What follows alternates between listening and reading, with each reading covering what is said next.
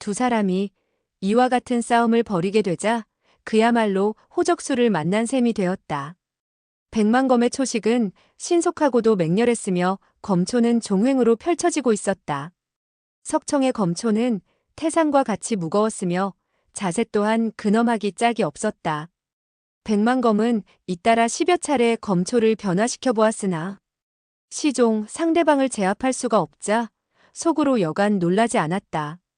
이 사람의 검법의 고강함은 그가 누리고 있는 명성보다 더 뛰어나구나. 그런데 어째서 그는 그의 아들을 본파의 문화로 들어오게 만들었을까? 이와 같은 생각과 더불어 또 다른 생각이 떠올랐다. 조금 전 나는 분명히 패한 거나 다름없었다. 그것은 두 주먹이 네 주먹을 이길 수 없다는 변명이 될 수도 있겠으나 지금은 1대1로 싸움을 하고 있는데 다시 1초 반씩을 지게 된다면 설산파는 정말 명성이 땅에 떨어지고 말 것이니 반드시 그를 제압하여 한번 목숨을 살려주어야지. 그렇지 않을 때는 치욕을 씻을 수가 없을 것이다. 그는 급히 이겨야겠다는 집념에 사로잡히게 되자 자연히 위험을 무릅쓰고 초식을 펼치게 되었다. 석청은 이를 보고 내심 기뻐했다.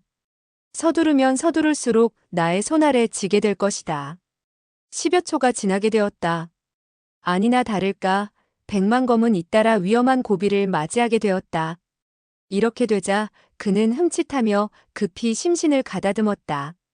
그리고 기이하기 이를 데 없는 수법을 거두고 정정당당한 검법으로 변화시켜 급격한 공세로 성기를 제압하고자 공세를 가했다.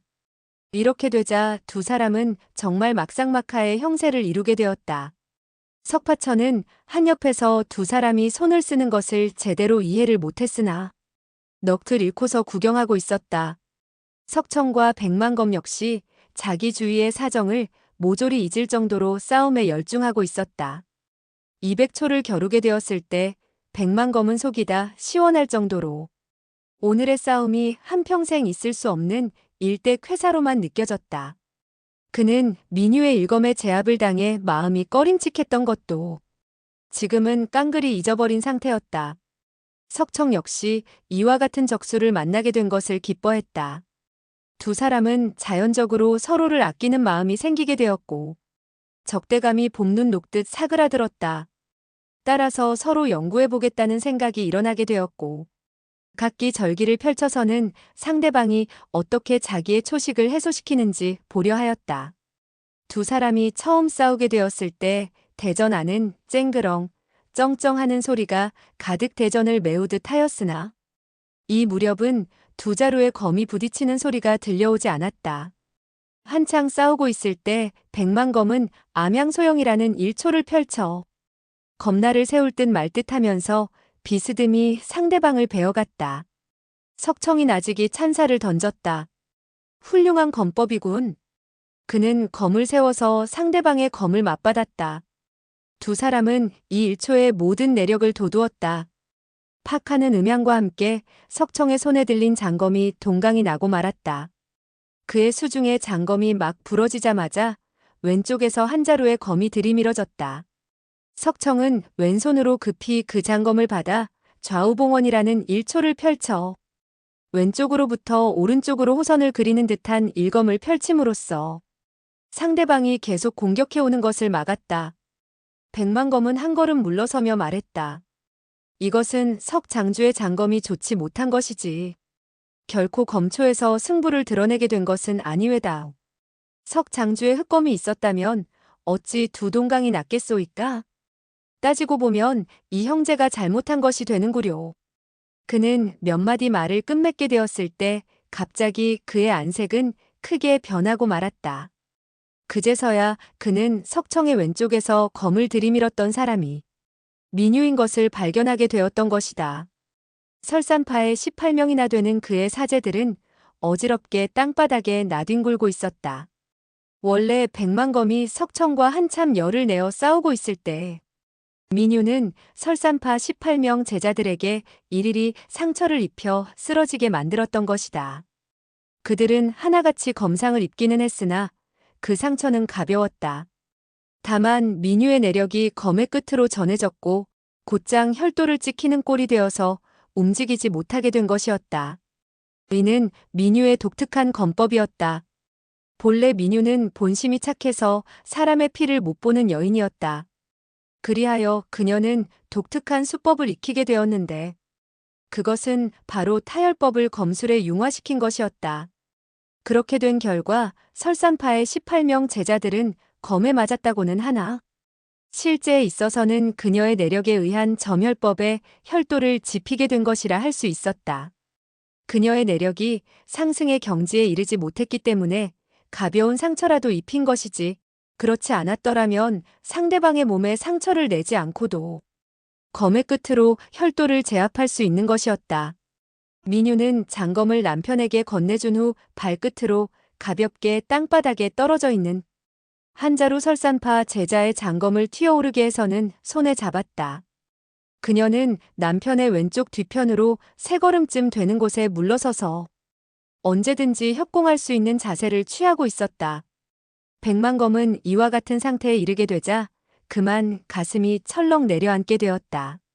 나와 석청은 겨우 막상막하의 싸움을 벌였을 뿐인데 석 부인이 다시 개입하게 된다면 내가 다시 지게 될 것이 틀림없으니 더 싸워서 무엇하겠는가. 그는 침중히 입을 열었다. 애석하게도 봉사형이 이곳에 없구려.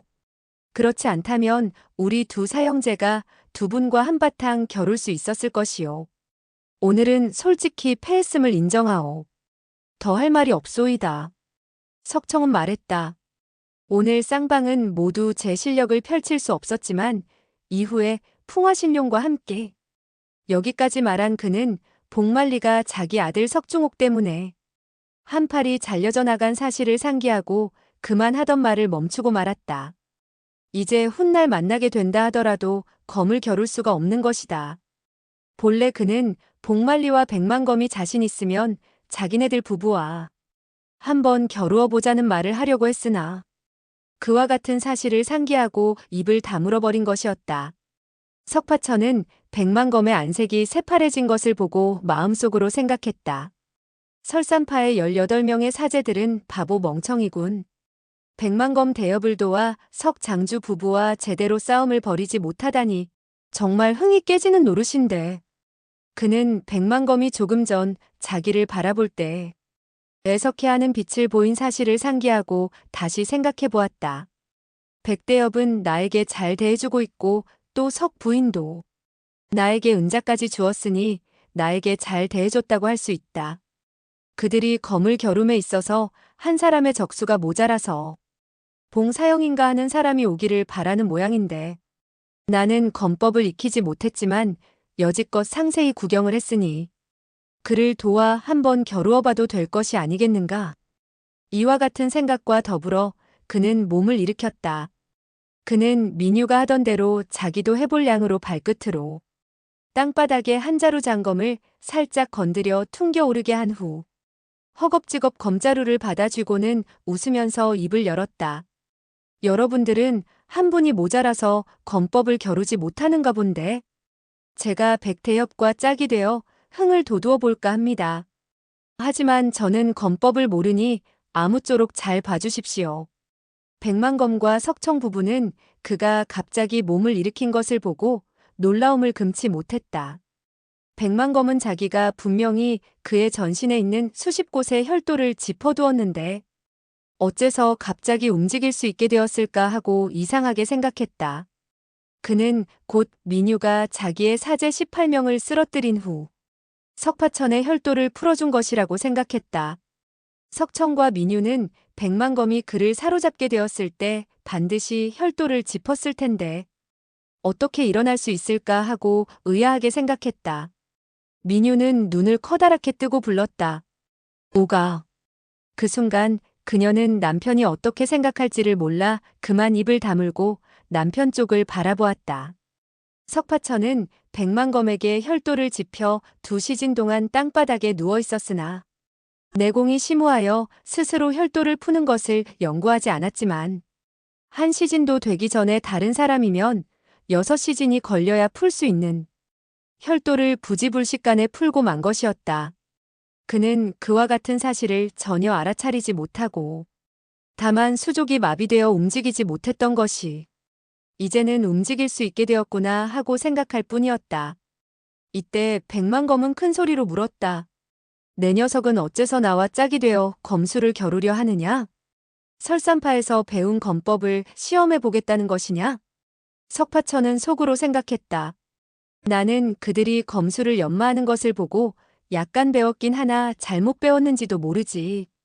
이와 같은 생각과 더불어 그는 고개를 끄덕이며 말했다.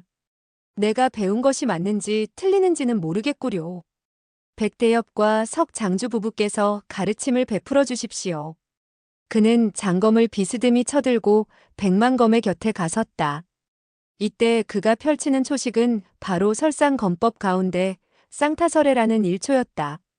석청, 민유 부부는 석파천을 응시했다. 그들은 석중옥을 능소성으로 올려보내 검수를 배우게 한 이후 다시는 얼굴을 보지 못한 채 어언수년이란 세월이 흘렀던 것이다. 이제 객지에서 이와 같이 만나게 되고 또 그 가운데 많은 문제점을 안고 있는지라 진정만감이 교차했다. 석청 부부는 아들이 거의 다 자랐고 몸도 튼튼한 것을 보고 기뻐했다. 더군다나 석파천은 초췌한 얼굴빛을 하고 있었으나 연기 발랄한 기상이 엿보이는 젊은이인 것은 틀림이 없었다. 더욱이 눈동자의 형형한 신광이 빛나는 것이 심오한 내공을 지니고 있는 것 같아 더욱더 기뻤다. 석청은 아버지로서 무림의 여러 가지 규칙을 생각하고 긴 한숨을 내쉬었다. 하나밖에 없는 자식이 현소장 가문의 명예를 땅에 떨어뜨리게 되어 차마 강호의 얼굴을 들고 돌아다닐 수 없는 형편이 되고 말았다. 그리하여 이 몇 년 동안 그들 부부는 몰래 그의 종적을 찾아다니면서 무림인들과 마주치는 것을 회피해왔던 것이다. 그런데 이제 그 아들이 부모를 보고도 앞으로 나와 인사하는 것은 고사하고 오히려 무공을 겨루어 보겠다니 설산파에서 한 온갖 행동이 결코 거짓이 아니라는 생각이 들어 속으로 기가 막혔다. 그는 좀처럼 화를 내는 사람이 아니고 백만검의 앞인지라. 끓어오르는 분노를 꾹 참고 가라앉혔다. 민유는 인자한 어머니의 본능으로 자식을 미워하는 마음보다 기뻐하는 마음이 더욱더 컸다. 본래 그녀는 두 아들을 두었으나 둘째 아들은 원수에게 해를 입어 참혹한 죽음을 당했던 것이다. 그녀는 두 아들에 대한 사랑을 홀로 남게 된 큰아들 석중옥에게 쏟게 되었다. 한데 이번에 이런 사건이 발생하자 그녀는 남편에게 설산파에서 아무래도 뭔가 잘못된 일이 있었기 때문에 아들이 그와 같은 행동을 저질렀을 것이라고 변명을 했다. 그러니까 10중 8구 백자제의 손녀가 총애를 믿고 아들을 괴롭혔기 때문에 13살밖에 되지 않은 그녀에게 외람된 짓을 했을 거라는 것이었다. 수년간 아들을 찾아다니면서 눈물도 많이 흘렸던 그녀였다. 그러던 중 이제 아들을 대하게 되자 아무리 큰 죄를 지은 자식이라 하지만 부모인지라 모든 것을 용서해주고 싶은 심정이 앞서는 것이었다. 석파천이 검을 들고 나서는 발걸음이 힘차고 민첩할 뿐 아니라 몸놀림마저 의젓한 것을 보니 속으로 흐뭇하고 기쁘지 않을 수가 없었다. 그녀는 당장이라도 아들을 껴안고 그동안의 우여곡절과 깊은 정을 나누고 싶었다.